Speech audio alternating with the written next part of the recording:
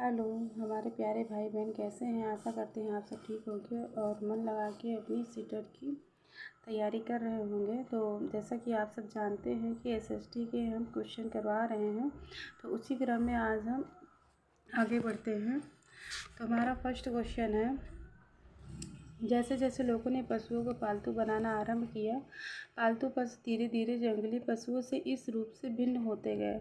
तो हमारा ऑप्शन है, उनके दांत छोटे हो गए, उनके सींग छोटे हो गए।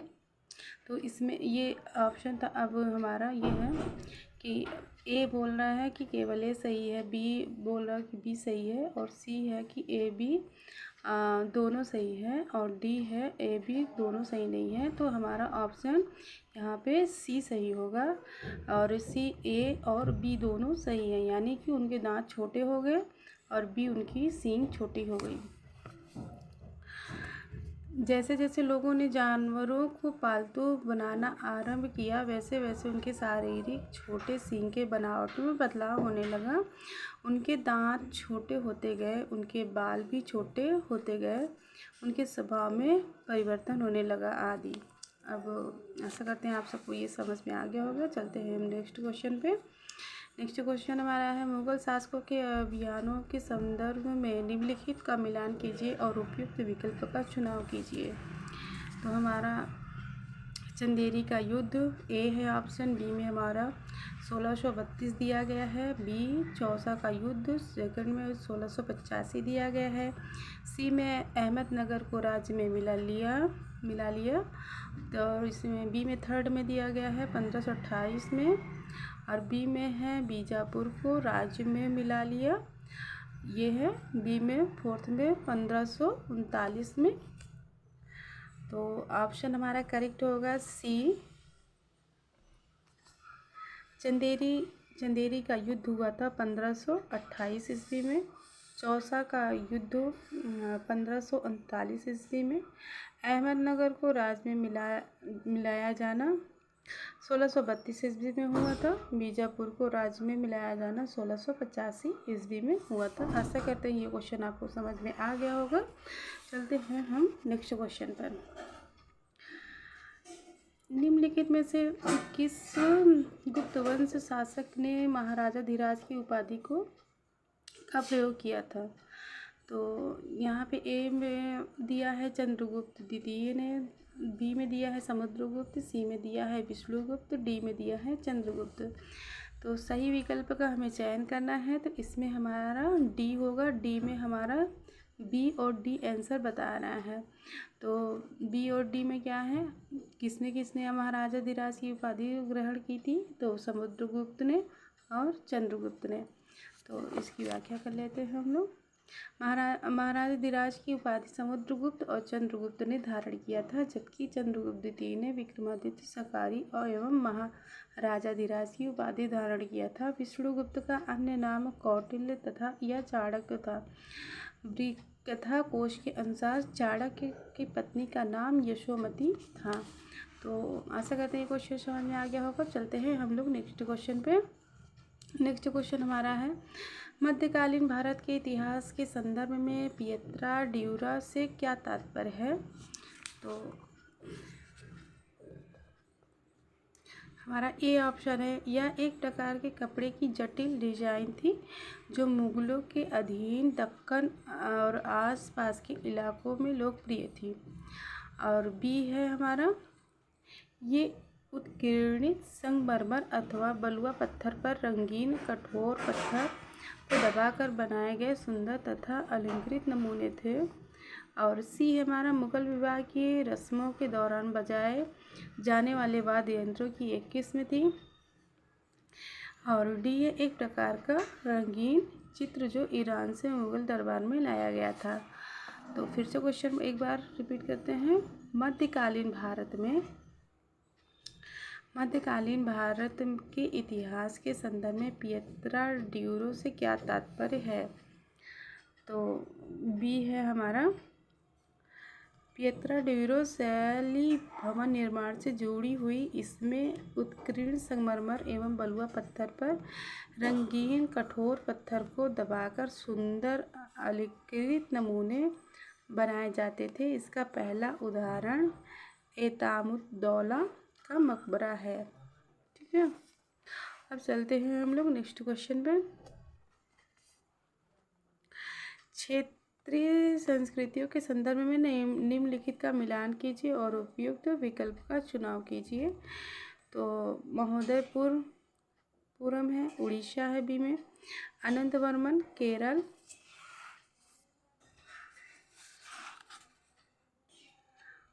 और मंगल काव्य है कांगड़ा, और बसोहली है बंगाल।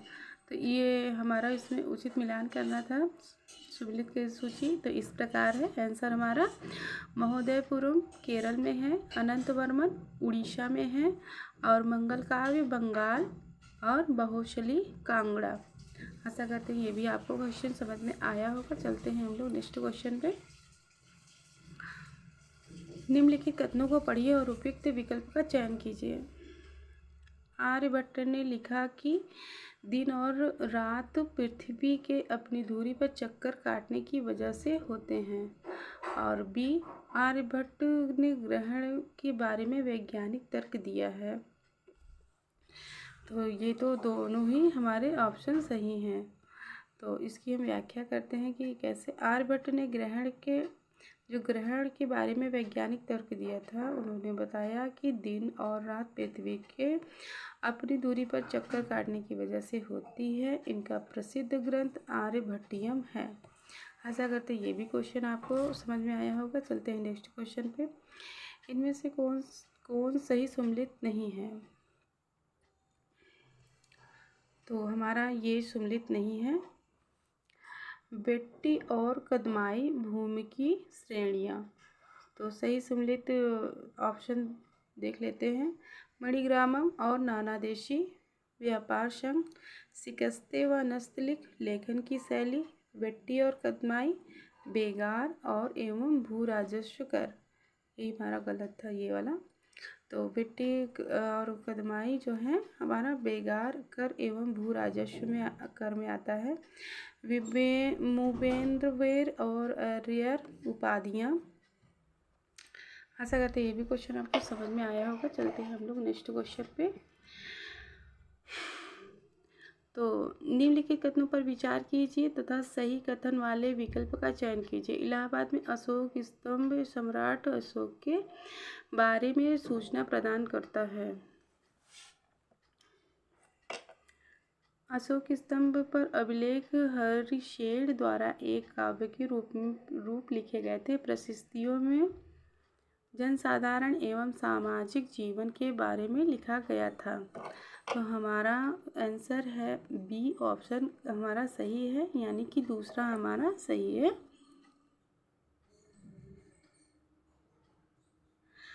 अशोक स्तंभ पर अभिलेख हरिशेर द्वारा एक काव्य के रूप में लिखे गए थे।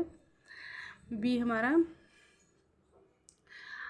इलाहाबाद का अशोक स्तंभ या प्रयाग प्रशस्ति समुद्रगुप्त के दरबारी कवि हरिशेर द्वारा लिखवाया गया है, जिसमें इसके विजयों का वर्णन है। इसी अभिलेख में इसे कवि राज भी कहा गया है। अशोक मौर्य वंश के सबसे प्रसिद्ध शासक थे। वह ऐसे पहले शासक थे जिन्होंने अभिलेखों द्वारा जनता तक अपने संदेश पहुंचाने की कोशिश की। अशोक के ज़्यादातर अभिलेख प्राकृतिक भाषा और ब्राह्मी लिपि में हैं। Next question. कथन ए तथा कथन बी को पढ़ें एवं सही उत्तर चुनें। वीरांशलिंगम पंतुलु ने विधवा पुनर्विवाह के समर्थन में मद्रास प्रेसिडेंट में एक संगठन बनाया था। बी, आर्य समाज की स्थापना करने वाले स्वामी दयानंद सरस्वती ने भी विधवा पुनर्विवाह का समर्थन किया।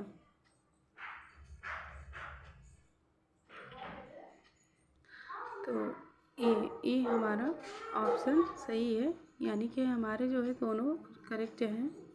कथन वीरांशलिंगम पंतुलु ने विधवा पुनर्विवाह के समर्थन में मद्रास प्रेसिडेंट में एक संगठन बनाया था।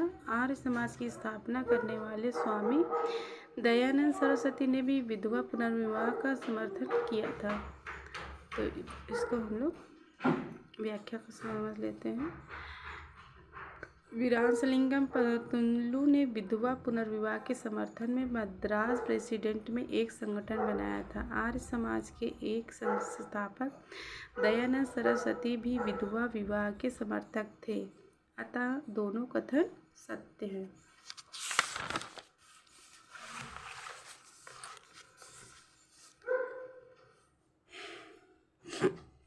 19वीं शताब्दी के भारत में सिंह सभाओं का गठन क्यों हुआ? तो सिखों में अंग्रेज सरकार के विरुद्ध लड़ाई के लिए। बी है सिखों में प्रचलित अंधविश्वास से छुटकारा पाने के लिए। सी है जाति प्रतिष्ठा और भेदभाव की प्रथाओं को समाप्त करने के लिए। डी है सिखों में शिक्षा को प्रोत्साहित करने के लिए।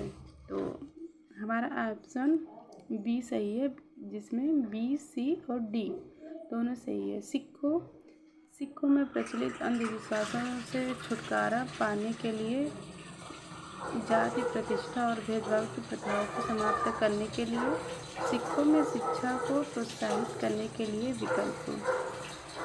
अब हम लोग समझते हैं इसका। 19वीं शताब्दी में भारत में सिंह सभा का गठन किया। सिखों में प्रचलित अंधविश्वास से छुटकारा मिल सके, शिक्षा का प्रसार हो सके तथा जाति प्रथा और भेदभाव को समाप्त किया जा सके। स्वाभिमान आंदोलन दक्षिण भारत में शुरू किया गया एक आंदोलन है जिसका उद्देश्य एक ऐसे समाज को प्राप्त करना है जिसमें उत्पीड़ित जातियों को समान मानवाधिकार प्राप्त हो। ऑप्शन नेक्स्ट क्वेश्चन है, भारत में प्रारंभिक 20वीं शताब्दी में धर्म के आधार पर अधिकार जमाने आधिपत्य स्थापित करने की निम्नलिखित में से कौन सा आंदोलन आलोचना करता है? स्वाभिमान आंदोलन इसका करेक्ट आंसर होगा। स्वाभिमान आंदोलन भारत में प्रारंभिक 20वीं शताब्दी में धर्म के आधार पर आधिपत्य स्थापित करने की विचारधारा की आलोचना करता है। नेक्स्ट क्वेश्चन, एल्बर्ट बिल के संदर्भ में निम्नलिखित में से कौन सा कथन सही नहीं है? तो हमारा ए है ऑप्शन, इस विधेयक में प्रावधान किया गया था कि भारतीय न्यायाधीश भी ब्रिटिश या यूरोपीय व्यक्तियों पर मुकदमे चला सकते हैं। हमारा बी क्वेश्चन है कथन है, इस विधेयक में प्रावधान किया गया था कि भारतीय न्यायाधीश ब्रिटिश या यूरोपीय व्यक्तियों पर मुकदमे नहीं चला सकते हैं। तो हमारा ऑप्शन होगा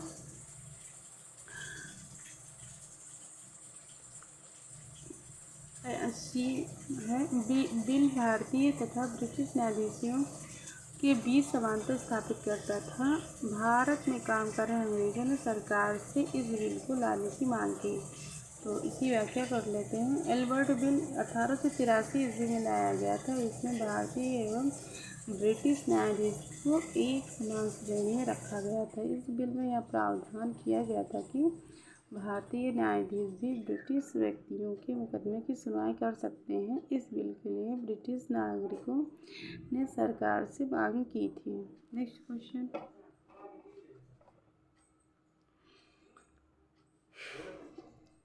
भारत के स्वतंत्रता आंदोलन के संदर्भ में निम्नलिखित का सुमेल कीजिए और उपयुक्त विकल्प का चयन कीजिए। तो सूची फर्स्ट और सूची सेकंड है। सूची फर्स्ट में ए है कोल विद्रोह, फर्स्ट। सूची सेकंड में 1910 में है। बी है संथाल विद्रोह 1940 में। बस्तर विद्रोह 1885 में। वर्ली विद्रोह 1831 से 32 में। ऑप्शन इसका ए, यहाँ पे ये ऑप्शन करेक्ट है। और चलिए देखते हैं, कोल विद्रोह 1831 से 32 में हुआ था। संथाल विद्रोह 1855 में हुआ था।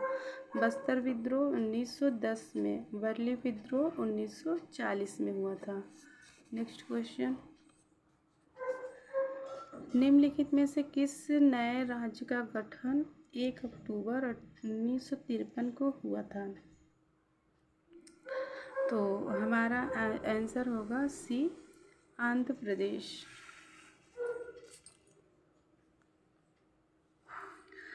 इसकी व्याख्या कर लेते हैं। 1 अक्टूबर 1953 को प्रथम भाषाई राज्य के रूप में आंध्र प्रदेश का गठन किया गया था। भाषाई आधार पर राज्य गठन हेतु बनी समितियों के सुझाव पर पूरे देश में राज्यों के पुनर्गठन को लेकर व्यापक आंदोलन शुरू हुए, जिनमें मद्रास प्रेसिडेंसी से अलग आंध्र राज्य बनाने की मांग सबसे प्रबल थी। इस कारण सरकार को 1953 में आंध्र प्रदेश के रूप में नया राज्य बनाना पड़ा। नेक्स्ट क्वेश्चन, निम्न में से कौन सा मानचित्र वनस्पति के वितरण को दर्शाता है? तो हमारा आंसर होगा थीमेटिक मानचित्र। वनस्पति के वितरण को हमारा थीमेटिक मानचित्र दर्शाता है। इसकी व्याख्या करते हैं। थीमेटिक मानचित्र वनस्पति के वितरण को दर्शाता है। थीमेटिक मानचित्र विशेष जानकारियाँ प्रदान करते हैं, जैसे सड़क मानचित्र, वर्षा मानचित्र, वन तथा उद्योगों आदि के वितरण दर्शाने वाले मानचित्र इत्यादि। नोट, मानचित्र के 3 घटक हैं, दूरी, दिशा और प्रतीक। नेक्स्ट क्वेश्चन, जब हम एक भारतीय शहर से ऑस्ट्रेलिया की राजधानी कैनबेरा 149 डिग्री 7 पूर्व की यात्रा करेंगे, तब हम कितने घंटे अर्जित करेंगे या गंवाएंगे? शहर तक पहुंचने के लिए लगने वाले आवश्यक समय को हम नज़रअंदाज कर दें। तो इसका ऑप्शन हमारा सही होगा, लगभग 5 घंटे अर्जित करेंगे। आंसर की व्याख्या करते हैं, क्वेश्चन की व्याख्या जो इसका ऑप्शन था। भारतीय शहर एवं ऑस्ट्रेलिया की राजधानी कैनबरा की यात्रा करने पर लगभग 5 घंटे के समय में कमी आती है। नेक्स्ट क्वेश्चन, नीचे दिए गए कथनों ए तथा बी को पढ़ें तथा उपयुक्त विकल्प का चुनाव कीजिए। कथन है हमारे 21 जून को उत्तर आयनात होता है तथा मकर रेखा पर सूर्य की किरणें सीधी पड़ती हैं। दक्षिण ऐनांत 22 फरवरी को होता है तथा कर्क रेखा पर सूर्य की किरणें सीधी पड़ती हैं। तो हमारे दोनों ऑप्शन जो हैं क्या है, वो दोनों ही रॉन्ग है। इसका ऑप्शन हमारा ए और बी दोनों ही गलत है। तो इसकी व्याख्या हम लोग कर लेते हैं। 21 जून को सूर्य उत्तर की ओर ऐनात होता है, तब कर्क रेखा पर सूर्य की किरणें सीधी पड़ती हैं, जिससे उत्तरी गोलार्ध में सर्वाधिक लंबे दिन होते हैं। 22 दिसंबर को शीत ऐनात होता है, जब किरणें मकर रेखा पर सीधी पड़ती हैं, अतः दोनों कथनें असत्य हैं। नेक्स्ट क्वेश्चन, ग्लोब के बारे में दिए गए निम्नलिखित कथनों को पढ़िए तथा उचित विकल्प का चयन करिए। ग्लोब पर ए है, ग्लोब पर देशों, महाद्वीपों तथा महासागरों को उनके सही आकार में दिखाया जाता है। हमारा बी है, ग्लोब हमारे लिए उपयोगी तब होता है जब हमें पृथ्वी के केवल एक भाग का अध्ययन करना हो। अब हमारा विकल्प हमारा ए सही है, केवल ए। तो विकल्प ए हमारा क्या है, ग्लोब पर देशों, महाद्वीपों तथा महासागरों को उनके सही आकार में दिखाया जाता है। इसकी व्याख्या करते हैं। ग्लोब पर देशों, महाद्वीपों तथा महासागरों को उनके सही आकार में दिखाया जाता है। ग्लोब पृथ्वी का लघु रूप में एक वास्तविक प्रतिरूप है।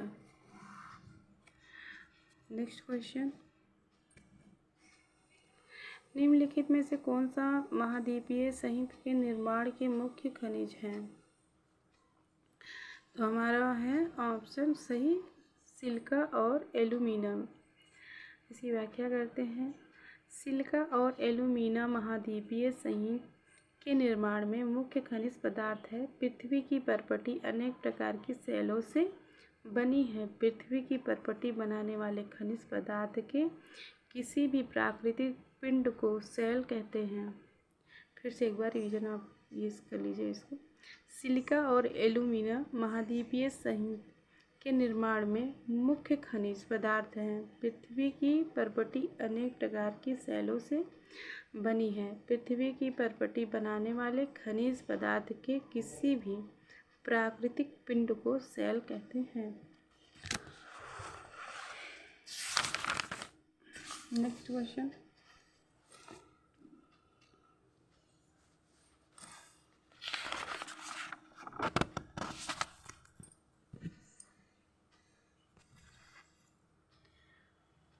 सूची फर्स्ट का सूची सेकंड से मिलान कर सही उत्तर का चयन करिए। सूची हमारी ये फर्स्ट है, सूची फर्स्ट 1 है और सूची सेकंड मुख्य वृक्ष है। तो इसका आंसर हमारा होगा सी।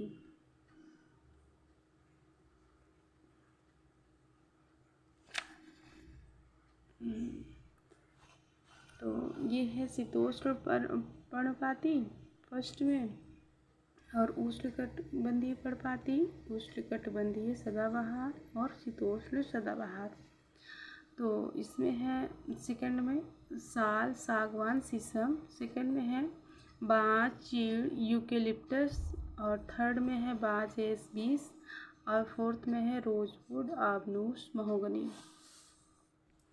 तो इसकी व्याख्या हम लोग कर लेते हैं कि क्या सही है। तो सही सुमेलित इस प्रकार है। तो सूची फर्स्ट 1, सूची सेकंड मुख्य वृक्ष शीतोष्ण पर्णपाती, शीतोष्ण पर्णपाती बांस एस बीज। उष्णकटिबंधीय पर्णपाती सागवान, साल, शीशम। उष्णकटिबंधीय सदाबहार रोजवुड, आबनूस, महोगनी। शीतोष्ण सदाबहार चीड़, यूकेलिप्टस। आशा करते हैं समझ में आया होगा। Next question. निम्नलिखित अभिकथन ए और कारण आर को पढ़िए और ज्वार के संबंध में उपयुक्त विकल्प का चयन कीजिए। तो अभिकथन क्या है? पूर्णिमा एवं अमावस्या के दिनों में सबसे ऊंचे ज्वार उठते हैं। कारण आर, सूर्य, चंद्रमा एवं पृथ्वी एक सिर में होते हैं और सूर्य एवं चंद्रमा के शक्तिशाली गुरुत्वाकर्षण बल के कारण ऊंचे ज्वार आते हैं। तो ये हमारा ऑप्शन सही है। पूर्णिमा एवं अमावस्या के दिनों में सबसे ऊंचे ज्वार उठते हैं और सूर्य, चंद्रमा एवं पृथ्वी एक सीधे में होते हैं और सूर्य एवं चंद्रमा शक्तिशाली गुरुत्वाकर्षण बल के कारण ऊंचे ज्वार आते हैं। हम लोग इसकी व्याख्या करेंगे। सूर्य, चंद्रमा एवं पृथ्वी एक सीध में होते हैं तो सूर्य एवं चंद्रमा के शक्तिशाली गुरुत्वाकर्षण बल के कारण ऊंचे ज्वार आते हैं। पूर्णिमा और अमावस्या पर अक्सर ऊंचे ज्वार उठते हैं। अतः ए और आर दोनों सही है। ए और ए की आर सही व्याख्या करता है। 22वां क्वेश्चन। निम्न में से कौन सी स्थायी पौने नहीं है? स्थायी पौने कौन सी नहीं है? तो मानसूनी पौने स्थायी नहीं है।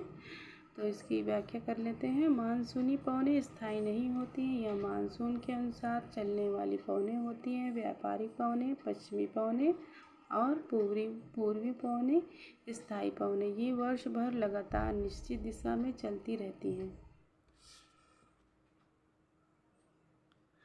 पृथ्वी की सतह से आरंभ होते हुए वायुमंडल की परतों का सही क्रम कौन सा है? क्वेश्चन है हमारा, पृथ्वी की सतह से आरंभ होते हुए वायुमंडल की परतों का सही क्रम कौन सा है? तो हमारा आंसर होगा क्षोभ मंडल, समताप मंडल, मध्यमंडल एवं वायुमंडल।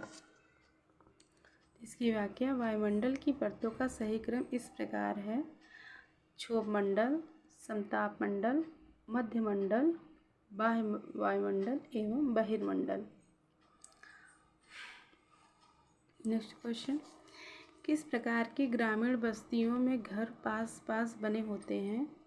तो हमारा होगा संघनन, यानी कि घनी या संघनन बसी हुई ग्रामीण बस्तियों में घर पास पास बने होते हैं।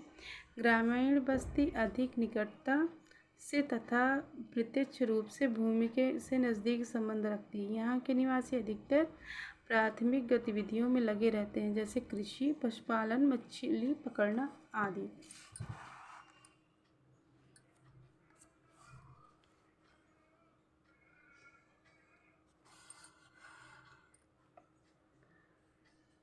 पलवारने मल्चिंग का महत्व क्या है? नेक्स्ट क्वेश्चन है हमारा, पलवारने मल्चिंग का महत्व क्या है?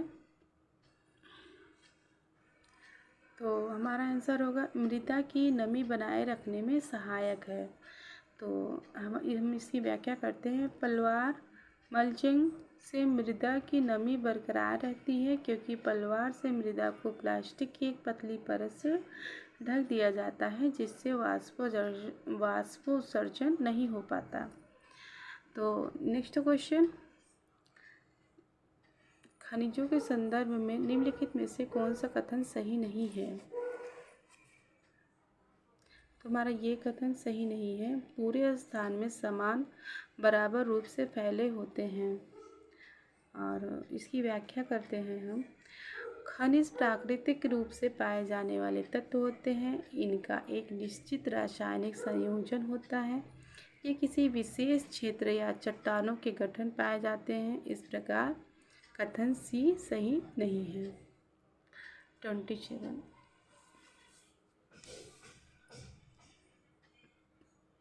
कौन सा उद्योग विश्व का प्राचीनतम उद्योग है? कपास वस्त्र उद्योग। तो कपास वस्त्र उद्योग विश्व के